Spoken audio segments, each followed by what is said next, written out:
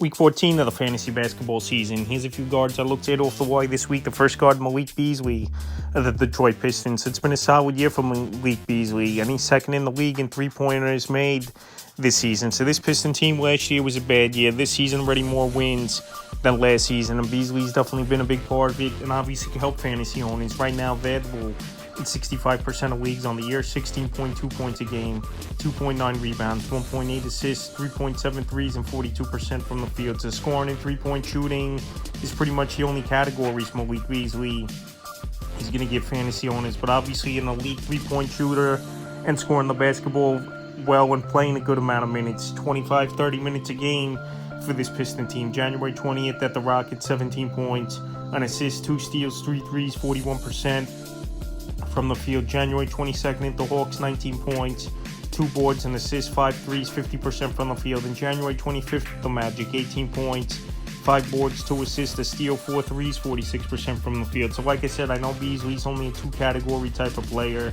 but an elite 3-point shooter, getting a lot of minutes for this Piston team, and he's scoring at a great rate as well. So this week, definitely a guard to head off the wide. Next guard, Scoot Henderson of the Portland Trail Blazers. So last week, he was on the list with Scoot Henderson, and once again, he's back on this week. I know he's been an inconsistent player this season, is Henderson. Some big games, and then some games he don't show up or put up numbers, and now he's still out there in 57% of leagues on the year, 12.4 points a game, 2.9 boards, 5.1 assists, 1.1 steals, 1.4 threes, and 42% from the field. But the last 2 weeks, 17.9 points a game, 3.3 boards, 5.8 assists, 1.1 steals, 2.9 threes, and 52% from the field. So Henderson playing big minutes, obviously for a Portland Trailblazer team, not going anywhere this season. But I know January 23rd and the 4th, the minutes were down, but the 26th he bounced back and had a big game with Henderson. January 23rd at Orlando, 4 points, 2 assists, a steal, 50% from the field. January 24th at the Hornets, 2 points, a board, 4 assists, a steal,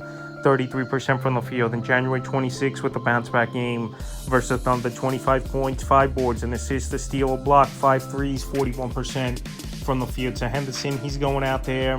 He could score the basketball. He could hit the 3-ball. Like I said, at times it's going to be inconsistent, but he's going to get a lot of minutes with this Trailblazer team not being that great of a team, obviously, this season, even though they've won the last 4 out of 5. So right now, well, he's out there in 57% of fantasy leagues, and I think he'll get out of the slump he's in there this week. Next head, Jordan Clarkson of the Utah Jazz. So Clarkson questionable for tonight's ball game with the foot versus the Milwaukee Bucks, and he's out there, Clarkson, in tons of fantasy leagues right now.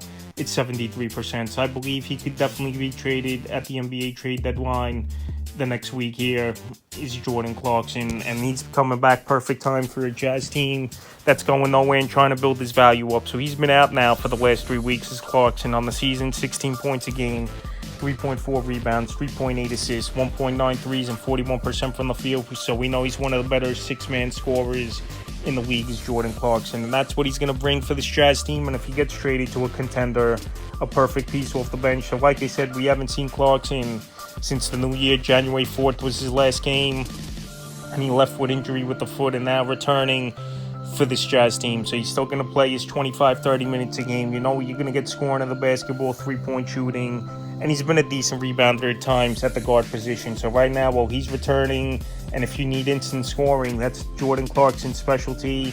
And he gets to the foul line as well, so free throws, threes, and scoring, and some rebounding is what he's going to bring on his this week and the rest of the way. Next, adds Andrew Nembhard of the Indiana Pacers. Nembhard out there still in tons of league at 77% on the season for Nembhard, 10.6 points a game, 3.5 rebounds, 5.2 assists, 1.2 steals, 46% from the field. In the last couple weeks, the assists have gone up for Nembhard, 10.4 points a game, 4.2 boards, 7 assists, 2.4 steals, 43% from the field. So he gives you a little bit of everything, is Nembhard. Obviously, he's not great at one thing, but he can get you a few categories, scoring at a decent rate, rebounding, assist, and a good steal of the basketball with an okay field goal percentage. So the last few games for Nembhard, January 7th versus the Sixers, 7 points, a board, 3 assists, a 50% from the field. January 23rd versus Spurs, 8 points, 4 boards, 8 assists, 3 steals, 37% from the field. And January 25th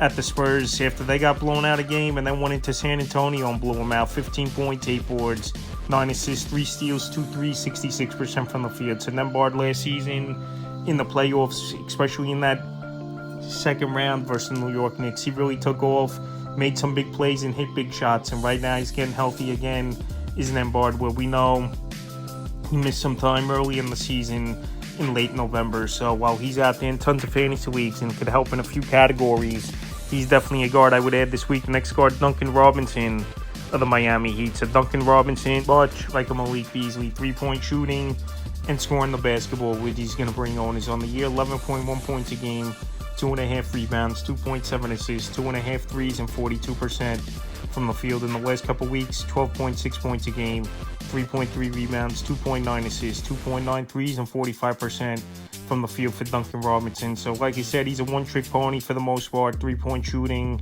and scoring. He'll get about 3 assists a game, and he's getting major minutes, obviously, for this Heat team, 30, 35 minutes a game. And we'll see if this Jimmy Butler situation comes to an end towards the deadline here on February 6th, where next week he could be traded, and it opens things up even more for Robinson, even though Butler hasn't played a lot. January 21st versus Portland, 22 points, 5 boards, 4 assists, a block, 6 threes, 53% from the field. January 23rd at the Bucks, 12 points, a board, 4 assists, a steal, 3 threes, 30% from the field. And January 25th at the Nets, 15 points, 7 boards, a steal, 3 threes, 45% from the field. So Robinson, like I said, good 3-point shooter, getting major minutes for this Heat team, and the assisting of the basketball has been better of late as well. And like I said, if Jimmy Butler is gone, Robinson right now can help fantasy owners, and he's out there in 83% of fantasy leagues. And the final guard I looked at off the wire is Jordan Hawkins, the New Orleans Pelicans. Hawkins, it's been a solid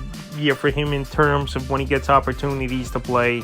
He's out there in 95% of fantasy leagues. On the year for Hawkins, 11.3 points a game, 2.5 boards, 2 threes, and 36% from the field. But the last couple weeks, with the minutes gone up, 14 a game, 2.3 boards, 1.7 steals, 2.5 threes, and 44% from the field. So 3 scoring and stealing of the basketball, Hawkins is going to bring fantasy owners. And like I said, when he's been getting major minutes, the scoring's been there for him. January 20th versus the Jazz, 18 points, a board, 2 steals, 3 threes, 62% from the field. January 24th at the Grizzlies, 20 points, 2 boards, an assist, 2 steals, 4 threes, 44% from the field. And January 25th at the Hornets, 14 points, 4 boards, an assist, 3 steals, 2 threes, 41% from the field. So Hawkins, he's going out there, he's shooting the ball well, getting some good playing time of late for this Pelican team. And I think this Pelican team is going to make some deals within the next week. It wouldn't be surprising me if Brandon Ingram, they try to unload him. Obviously, he hasn't played